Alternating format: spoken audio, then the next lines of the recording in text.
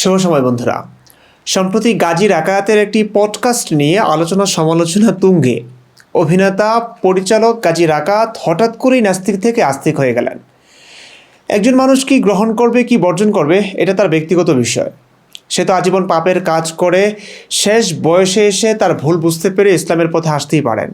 ব্যক্তি স্বাধীনতায় বিশ্বাসী নাস্তিক মুক্তমনারা কেন এটি নিয়ে সমালোচনা করছেন? তাদের গা চুলকাচ্ছে কেন? আসলে গা চুলকানোর কিছু নেই। গাজী রাকায়াত এই পডকাস্টে প্রতিটি শব্দে শব্দে ভুল করেছেন, ভুল ব্যাখ্যা দিয়েছেন। সেই ভুলগুলোর ব্যাখ্যা আমি কি করব? এসব বহু পুরনো। সব শিক্ষিত পণ্ডিতই ধর্মান্ধদের কাছে জনপ্রিয় হতে এগুলোর আশ্রয় নিয়ে থাকেন। অনেকেই সেগুলোর ব্যাখ্যা করেছেন। সেসব নিয়ে এই ভিডিওতে বললে অনেক সময় লেগে যাবে। সামনে ঈদ, আমি সেগুলো করতে চাচ্ছি না।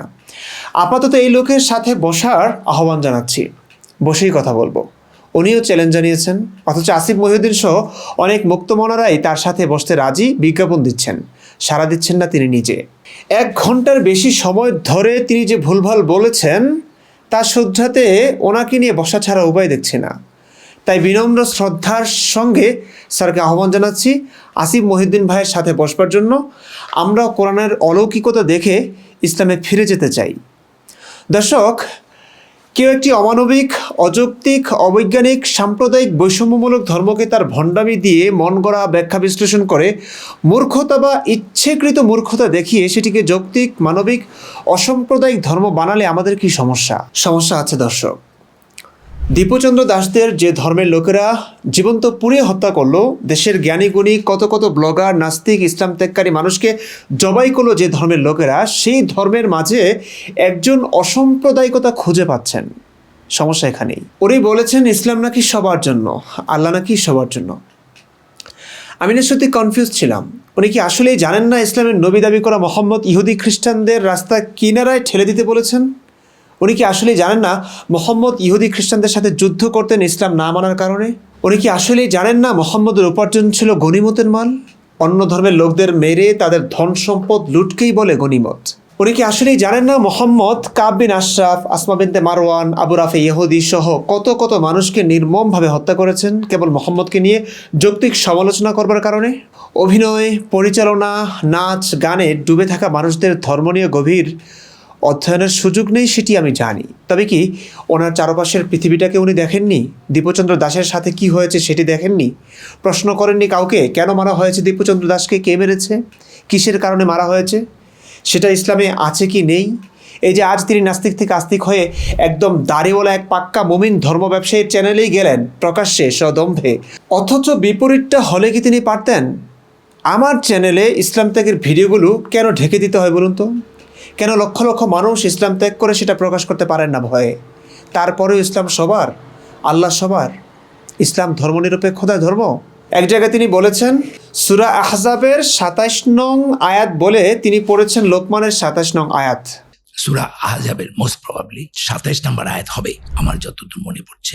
সেটা বলছেন যে আল্লাহ, পৃথিবীর সমস্ত গাছ যদি কলম হয় আর এই যে সমুদ্র এর সঙ্গে যদি খালি, সেই সঙ্গে আরো 7 সমুদ্র যুগ দিয়ে যদি খালি হয়, তবুও তোমরা আল্লাহর গুণাবলী লেখে শেষ করতে পারবে না, কারণ তিনি শক্তিমান, তত্ত্বজ্ঞানী। This is my point. কিন্তু আশ্চর্য এক ব্যাপার ঘটে গেছে এতে। চলুন সূরা আহজাবের 27 নং আয়াতটি দেখি, যেটি তিনি ভুল করে বলেছিলেন ওয়া আওরাসাকুম আরদাহুম ওয়া দিয়ারহুম ওয়া আমওয়ালাহুম ওয়া আরদাল লাম তাতাউহা ওয়া কানা আল্লাহু আলা কুল্লি শাইইন কাদিরা। আর তিনি তোমাদেরকে উত্তরাধিকারী করলেন তাদের ভূমি, তাদের ঘরবাড়ি ও তাদের ধন সম্পদের, এবং এমন ভূমির যাতে তোমরা পদার্পণও করনি। আল্লাহ সব কিছুর উপর সর্বশক্তিমান। এতে কি বলা হয়েছে? আল্লাহ নাকি নবীসহ মুসলিমদের, তাদের মানে কাফেরদের ভূমি, ঘরবাড়ি, ধন সম্পদের উত্তরাধিকারী বানিয়েছেন। সমস্ত ইতিহাস, তাফসির, প্রাসঙ্গিক হাদিস দেখলে বুঝবেন এখানে কি বলা হয়েছে। বনু কুরাইজা যুদ্ধের ঘটনা। এখানে প্রায় 900 মানুষদের জবাই করা হয়েছে একদিনে। পুরুষদের নগ্ন করে করে গোপনাঙ্গ দেখা হয়েছে। যাদের চুল গজিয়েছে গোপনাঙ্গে তাদেরই জবাই করা হয়েছে, যাদের চুল গজায়নি তাদের নাবালেক হিসেবে দাস বানানো হয়েছে। সেই যুদ্ধ থেকে কাফেরদের জায়গা জমি, ধন সম্পদকেই আল্লাহ নাকি নবীর জন্য, নবীর সাহাবীদের জন্য উত্তরাধিকারী বানিয়েছেন। এই হলো নমুনা ইসলাম অসাম্প্রদায়িক হবার, আল্লাহ সব মানুষের হবার। আর এইসব কথা তো আলেমরাও বলেন না ইসলামকে সুন্দর সভ্য হিসেবে উপস্থাপন করতে গিয়ে। একটু তো জেনে বুঝে ধর্ম ব্যবসা করতে আসা উচিত ভাই। ধর্ম ব্যবসা না, এটা ধর্ম ব্যবসা না, কাহিনী অন্য জায়গায়। সেটা কি? অর্থাৎ তিনি বহু আগে থেকে এই ইসলাম নিয়ে গবেষণা শুরু করেছেন এবং 2002 সাল থেকে তিনি বলেছেন 2005 সাল থেকে নাকি কাজ করা শুরু করে দিয়েছে। আমি এই বয়সে এসে কোরআন আমাকে অ্যাট্রাক্ট করেছে এটা আমি বলবো না, আমাকে কোরআন অ্যাট্রাক্ট করেছে আমি যদি বলি তাহলে 2002 থেকে শুরু হয়েছে প্রক্রিয়াটা। 2002 থেকে প্রক্রিয়াটা শুরু হয়েছে, কিন্তু এটা ওয়ার্ক করা শুরু করেছে 2005-06 এরকম, আমি এক্স্যাক্টলি মনে করতে পারছি না। আমি কোরআনের সায়েন্টিফিক এরর ধরতে গিয়ে কোরআনের সৌন্দর্যে মুগ্ধ হয়েছে। কোরআন আপনাকে মুগ্ধ করেছে 2002 সাল থেকে, এটা কাজ করতে সময় লেগেছে 3 বছর পর্যন্ত। 2005 সালে কাজ শুরু করলে এত বছর ধরে আপনি পডকাস্টে আসেননি কেন ভাই? পাপের কাজ ছাড়েননি কেন? 2026 সালে কেন আসলেন? এত বছর ধরে তো আপনি যথেষ্ট ইসলাম বুঝেছেন, কাজ করা শুরু করে দিয়েছে, পাপাচার থেকে বিরত থাকার কথা। তো আপনি মুভিতে পরিচালক হিসেবে এই সমস্ত কাজ গুনাহের, পাপের, এগুলো কি আপনি বুঝেননি? আপনার ইসলাম এটা আপনাকে শেখায়নি? এইখানেই কাহিনীটা। দর্শক, ভিডিওর শুরুতেই বলেছিলাম এক দার্শনিকের কথা। আজীবন পাপ করে আসা কোনো ব্যক্তি যখন হঠাৎ ধার্মিক হয়ে উঠবে তখনই বুঝবেন ডাল মে কুছ কালা হয়। সেই কালাটা আসলে কি? 2018 সালে এই গাজী রাকায়াতের বিরুদ্ধে মামলা হয় পর্নোগ্রাফির আইনে। রাজপথে প্রতিবাদও হয়, সেই প্রতিবাদ শাহবাগী করা হয়।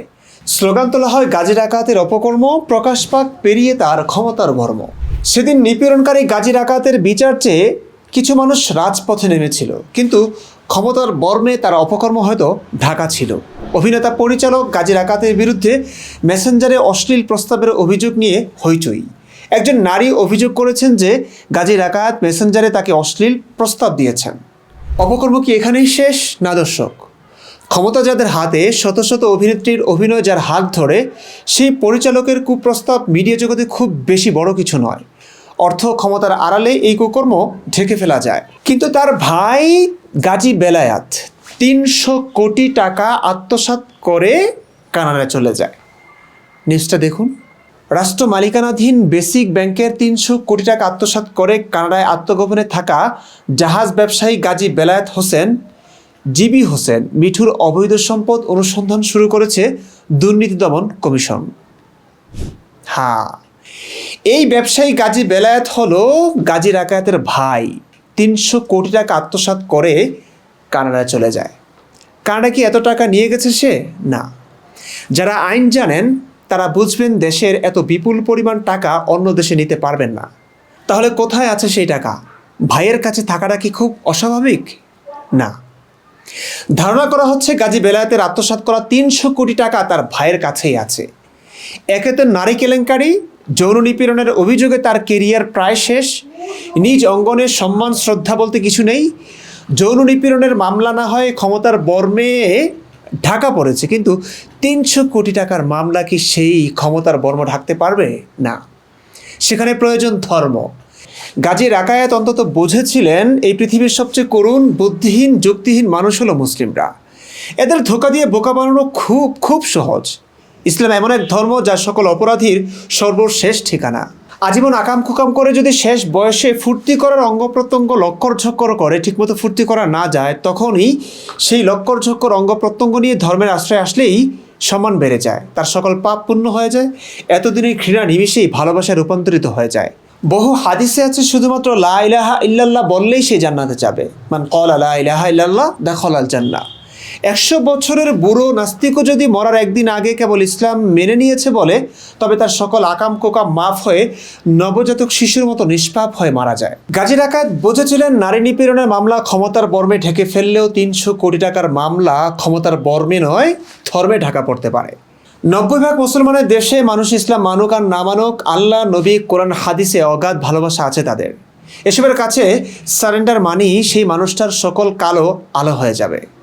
এর উপর যদি বলা হয় আগে নাস্তিক ছিলাম, তারপরও কোরআনের সৌন্দর্যে মুগ্ধ হয়েছি, তাহলে তো কথাই নেই। মুহূর্তেই হিরো হয়ে যাবে 90% সরল বিশ্বাসীদের কাছে। নইলে দেখুন, উনি নাস্তিক হয়েছিলেন নীরবে, কিন্তু নাস্তিক থেকে আস্তিক হয়েছেন সোশ্যাল মিডিয়ায় ঢোল পিটিয়ে। কেন ভাই? এটা সচরাচরই দেখা যায়। বাংলাদেশের শিল্প সংস্কৃতি জগতের অনেক শিল্পীরাই বৃদ্ধ বয়সে কাজকর্ম হারিয়ে ধর্ম ব্যবসা শুরু করেন। আরে ভাই, আপনি সোশ্যাল মিডিয়ায় শুধুই মুসলমান ধর্ম ব্যবসায়ীদের সঙ্গে বসেই ইসলাম আর কোরআনের সৌন্দর্যের প্রশংসা করছেন। যে ইসলাম আপনি ত্যাগ করেছিলেন সজ্ঞানে, সেই ইসলাম গ্রহণের ক্ষেত্রে নাস্তিকদের সঙ্গে ধর্ম নিয়ে যৌক্তিক আলোচনায় বসছেন না কেন ভাই? আসিফ মহিউদ্দিনের সঙ্গে আলোচনায় বসুন, আপনি নিজেই তো চ্যালেঞ্জ জানিয়েছিলেন। আমি চ্যালেঞ্জ করছি পৃথিবীর শ্রেষ্ঠ ম্যাথমেটিশিয়ানদের, ইউ কাম টু মি। আমি তোমার সাথে ম্যাথমেটিক্যালি বসতে চাই, কিভাবে একটি কোরআন এত সুন্দর ম্যাথমেটিক্যালি একটা মানুষ কি করতে পারে কিনা আমি চ্যালেঞ্জ করলাম। তো এবার অন্যরা আসতে চাইলে, বসতে চাইলে আপনি সময় দিবেন আশা করি। আর না হয় জাতি বুঝে যাবে আপনার অপকর্ম ধর্মের চাদরে আবৃত করার চেষ্টা করছেন। সফল কিছু ক্ষেত্রে হবেন, কারণ এটা বাংলাদেশ, এটা মুসলিম সংখ্যাগরিষ্ঠ দেশ। অলরেডি আপনার 60 বছরের পাপিষ্ঠ জীবনের সকল পাপ ভুলে গেছে 1 ঘন্টার কোরআন প্রেম দেখানোতে। কোরআনের অস্পষ্ট বিধানগুলোকে নিজের মতো করে ব্যাখ্যা করে বিজ্ঞানের সাথে মিলিয়ে সরলমনা মুমিনদের অন্ধবিশ্বাসকে আরও বেশি উগরে দিতে পেরেছেন সফলভাবেই। এমন লক্ষ লক্ষ মানুষই ভাববে। একজন লিখেছে, গাজী রাকায়াতকে আমি আগে দেখতে পারতাম না, কেন জানি দেখলেই ভালো লাগতো না। এখন প্রশংসা না করে উপায় নেই, কারণ তিনি বুদ্ধিমান। দেখলেন কিভাবে বুদ্ধিমান হয়ে গেলেন? আসলে স্যার, আপনি বড়ই বুদ্ধিমান। ভালো করেই জানেন অপকর্ম ঢাকতে না পারলে ক্ষমতার বর্মে ঠেকে নেওয়া যায় তা ইসলাম ধর্মে। দর্শক, ঈদের আমেজ নিয়ে আছেন, তাই দীর্ঘ ভিডিও করে আপনাদের সময় নষ্ট করব না। এত মিথ্যাচার আর পাটপাড়ি করেছেন তিনি এই পডকাস্টে, সেসব নিয়ে বিস্তারিত আলোচনা সমালোচনা সময়ের দাবি রাখে। ওনার পরিচিত যারা আছেন তারা ওনাকে সম্মানের সাথে বলুন যেন আমাদের সাথে আলোচনায় বসেন।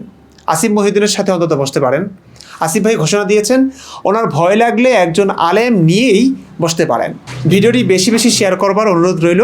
যে অপকর্ম ঢাকতে ধর্মের আশ্রয় নিয়েছেন এই লোকটি, এই ভিডিওটি সেই অপকর্ম প্রকাশে সাহায্য করবে। মানবিক দায়িত্ব থেকেই ভিডিওটির সর্বোচ্চ প্রচার চাচ্ছি। ভালো থাকুন, সুস্থ থাকুন, অগ্রিম ঈদ মোবারক।